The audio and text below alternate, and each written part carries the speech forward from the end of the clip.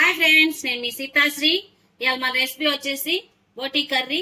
దాని తయారీ విధానం, కావాల్సిన పదార్థాలు చూపిస్తాను. వచ్చేయండి వీడియోలోకి. ముందుగా బోటీ తెచ్చుకొని ఇలా శుభ్రంగా చేసి పక్కన పెట్టుకోవాలి. శుభ్రంగా బోటీ అంతా క్లీన్ చేసుకొని కొంచెం పసుపు వేసుకొని ఉడికించుకొని పక్కన పెట్టుకున్నాను. ఇంకా కూర తయారీ విధానం చూపిస్తా. ఇలా గిన్నె పెట్టుకొని గిన్నెలో 4 చెంచాలు ఆయిల్ వేసాను. దీనిలో నూనె కాగింది. ఒక పెద్దలపాయ వేసేసుకున్నాం. 2 పచ్చిమిరకాయలు సన్నగా కట్ చేసుకొని వేసేసుకున్నాం.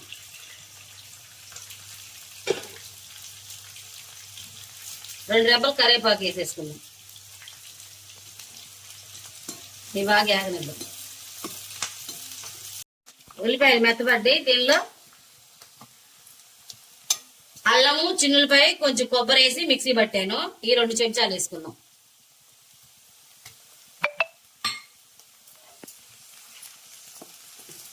అల్లం, చిన్నులపాయ, కొబ్బరి.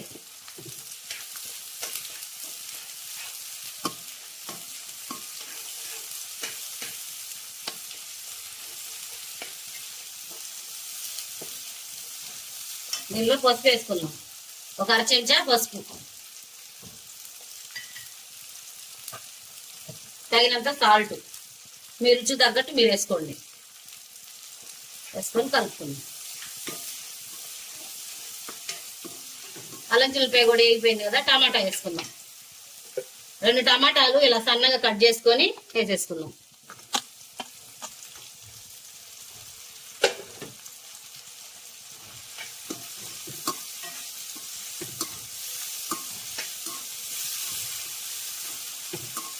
బోటీ క్లీన్ చూపించలేదు కదా మీకు, ఈసారి బోటీ క్లీన్ చేసేది చూపిస్తాను.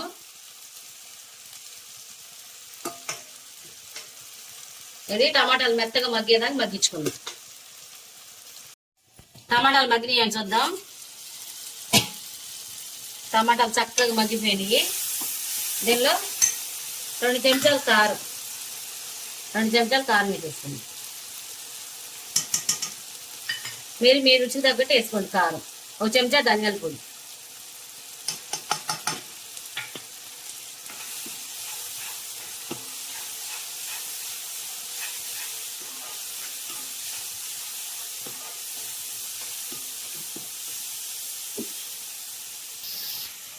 కారం కూడా వేగిపోయింది.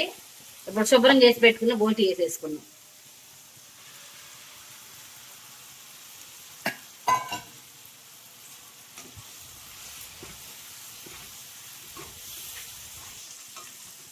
ఇలా శుభ్రం కలుపుకొని 2-3 నిమిషాలు మగ్గనిద్దాం. మూత పెట్టుకొని చూద్దాం ఫ్రెండ్స్.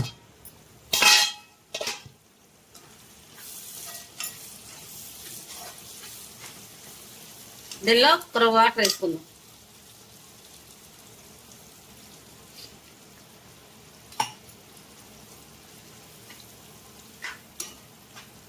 మీకు గ్రేవీ ఎక్కువ కావాలంటే ఇంకొక వాటర్ వేసుకోండి. నాకైతే సరిపోతాయి. ఇది ఒక 10 నిమిషాలు మూత పెట్టుకొని ఉడికించుకుందాం, మధ్య మధ్యలో కలుపుకుంటూ. ఫ్రెండ్స్, బాగా ఉడికిపోయింది. దీనిలో లాస్ట్లో ఒక 1/2 చెంచా గరం మసాలా వేసుకుందాం.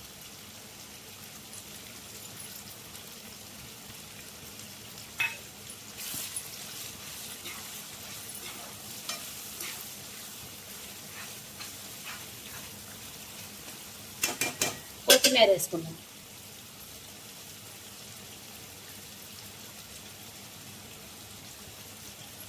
ఇలా కొంచెం కొత్తిమీర తీసుకొని